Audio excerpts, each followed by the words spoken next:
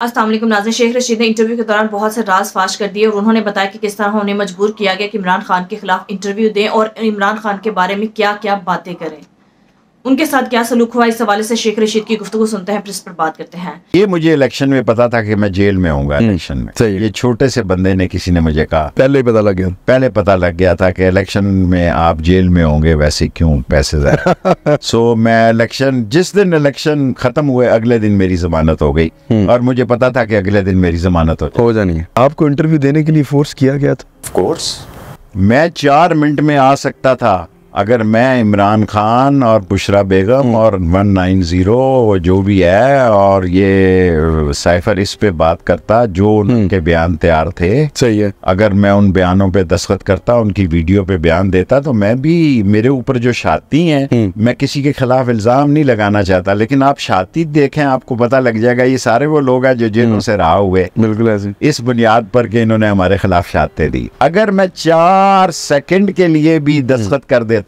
इमरान खान के खिलाफ, उसकी बेगम के बारे में जो उन्होंने एक पूरा दिबाचा तैयार किया हुआ था, और तो मुझे 40 दिन ना काटने पड़ते। उन्हें पता मेरी सेहत खराब हो गई काफी ज्यादा, मेरा 40 किलो वजन कम हो गया। अच्छा। फिर वो समझे कि ये बंदा कहीं मथे ही ना लग जाए। फिर उन्होंने मुझे कहा कि आपने ये पढ़ना है, मैंने वो नहीं पढ़ा। जो उन्होंने मुझे दिया मैंने नहीं पढ़ा।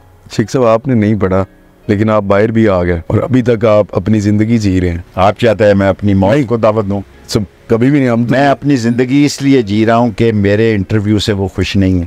अच्छा, वो जो हुआ है उसमें वो फेल है इंटरव्यू।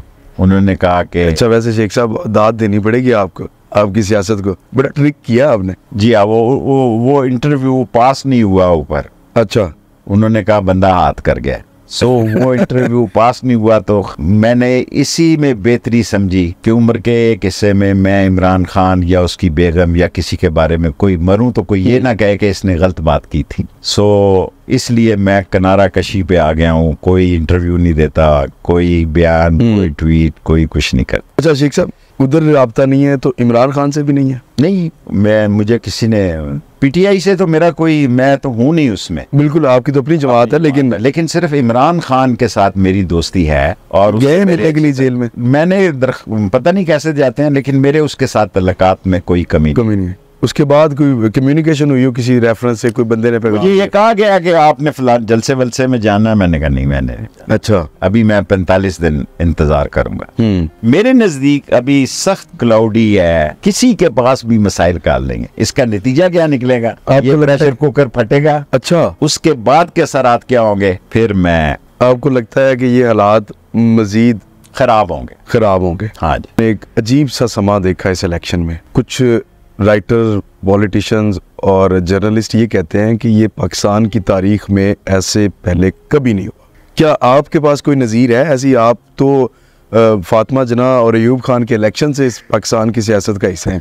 देखिए, जब मैं फातिमा जना के लिए काम कर रहा था, सबको पता था कि अयूब खान जीतेगा। सारे इलेक्शन इस मुल्क में सवालिया निशान थे, लेकिन इससे गया गुजरा थका हुआ और बेवजनी और बेइज्जत, बेतौकीरी, बेअहमियती और जमहूरियत के मुंह पे तमाचे का इलेक्शन कभी नहीं हुआ जो ये हुआ। 47 वाला भी वही है और 45 वाला भी वही है। लेकिन वो 45 वालों से 47 वालों की तादाद ज्यादा होगी। तादाद से क्या होता है सर जी? तादाद हमेशा, हर दौर में सर कटते रहे अहले वफा के, हर दौर में होती रही ताकत की परस्तिश, हर दौर में एक मार का कर्ब बला है, वाह, हर दौर यजीदों का तरफदार रहा।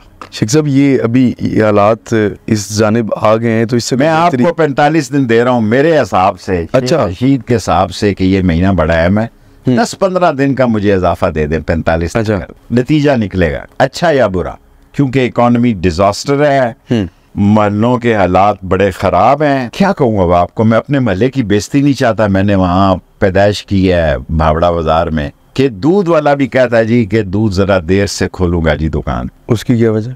डरता है। निहारी वाले ने 2-2 गन मैन रखे हुए हैं जी। अभी आप जनाजे वाली बात भी बता रहे। सर जी, जनाजा तो दिन के वक्त लूटा गया। एवरी महल्ला स्ट्रीट पुलिस को रिपोर्ट नहीं कर रहा जी। वो उनसे नफरत करता है। 1% लोग शायद वो भी नहीं जाते। कोई पुलिस वाला किसी गली महल्ले में मकान किराए पे नहीं ले सकता। इन महलों में जहां मेरे साथ हवलदार साहब रहते थे पुलिस के, लेकिन अब कोई सोचे कि भाई यहाँ पे कोई किराए पे उसको मकान मिल जाएगा, नहीं मिलेगा।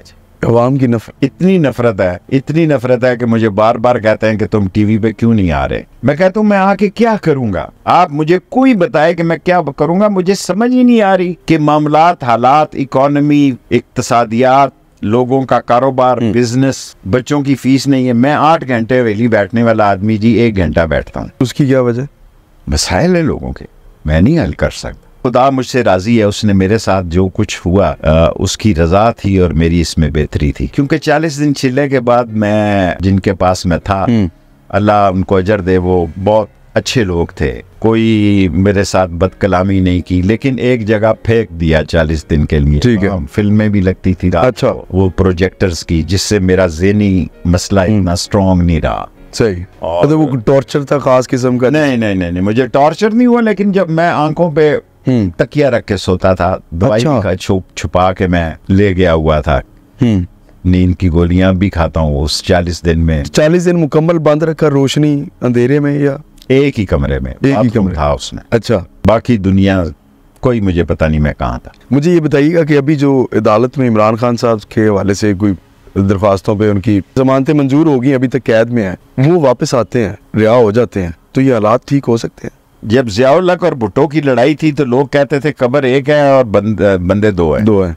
ठीक है, ये बड़ा मशहूर स्लोगन था। एक जाएगा जी, एक ने जाना है। और अवाम की अक्सरियत जो है इमरान खान के साथ ज़रूर है, लेकिन इसका हल क्या निकलता है इन हालात का, वो मैंने आपको पहले ही एक बात बड़ी नंगी कह दी है कि ये महीना है, मैं उसके बाद 15 दिन और दे दें, नतीजा निकलेगा। दूसरा ये बताइएगा कि खान साहब वापस आते हैं, हालात नॉर्मल हो जाते हैं, तो आप स्टैंड करेंगे उनके साथ दोबारा?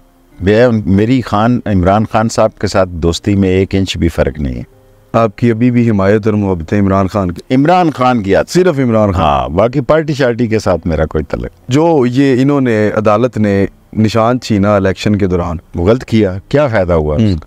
ऐसी फजूल जो काम इन्होंने किए हैं वो इनके गले पड़े हैं, क्योंकि ये बेवकूफ है। सही है।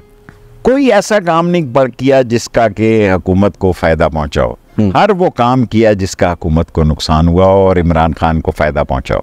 शेख साहब, ये मरियम नवाज और बिलावल भुट्टो, दोनों में से अगर आपको चूज करना हो? मेरा ख्याल है दोनों सियासतदान नहीं है। शेख साहब, नवाज शरीफ और शहबाज शरीफ में से कौन बेहतर वजीर आज़म? शहबाज शरीफ जो है वो इंतहाई करप्ट है और अहल नहीं है, सिर्फ ये चापलूसी का अहल है, उसमें वो कामयाब है। नवाज शरीफ के अंदर कभी कभी गैरत जाग जाती है। शहबाज शरीफ समझे कि बिल्कुल, मैंने नहीं कहा, एजाजुल हक ने कहा कि डिग्गी में बैठ के जाते थे। बिल्कुल बिल्कुल, बड़ा मैंने नहीं कहा, और फिर शामिल भी हुए। और जो आदमी गाड़ी की डिग्गी में बैठ के जा सकता है, तो अब मेरा तबसरा उस पर ना ही हो तो बेहतर।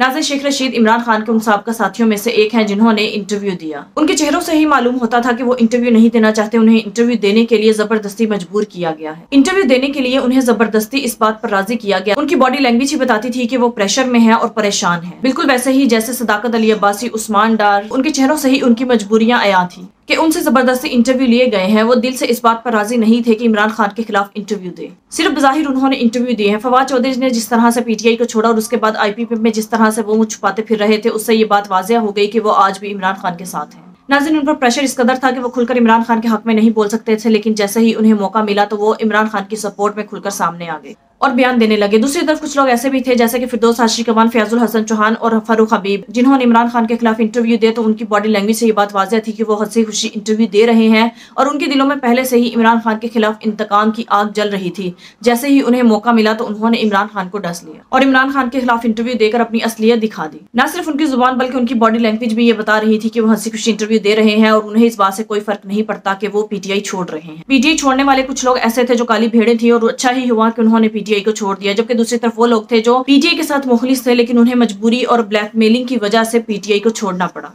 नाज़रीन, जिन लोगों ने भी 9 मई के बाद इमरान खान के खिलाफ या PTI के खिलाफ इंटरव्यूज दिए, वो सब लोगों ने उन सब लोगों ने इमरान खान को धोखा नहीं दिया, बल्कि उनमें कुछ लोग ऐसे भी थे जो दिल से इमरान खान के साथ रहना चाहते थे, लेकिन जिस तरह से उन्हें ब्लैकमेल किया गया, फोर्स किया गया, तो उन्होंने जबरदस्ती मजबूरी में वो पार्टी छोड़ दी। अब जैसे ही इमरान खान बाहर निकलेंगे तो इन लोगों के बारे में फैसला करना होगा जिन्होंने मजबूरी में या जबरदस्ती प्रेशराइज जिनसे करके PTI को छुड़वाया गया। और ऐसे लोगों ने इंटरव्यू के दौरान अपनी बॉडी बॉडी लैंग्वेज से अवाम को ये तासुर भी दिया कि उन्हें जबरदस्ती इंटरव्यू के लिए मजबूर किया गया है और जबरदस्ती बिठाया गया है। शायद इमरान खान भी ऐसे वफादार लोगों को अपनी पार्टी में वापस ले लेंगे। नाज़रीन, आपके इस बारे में क्या राय है? कमेंट में जो बताइएगा। अगली वीडियो में मिलते हैं, तब तक के लिए अल्लाह हाफ़िज़।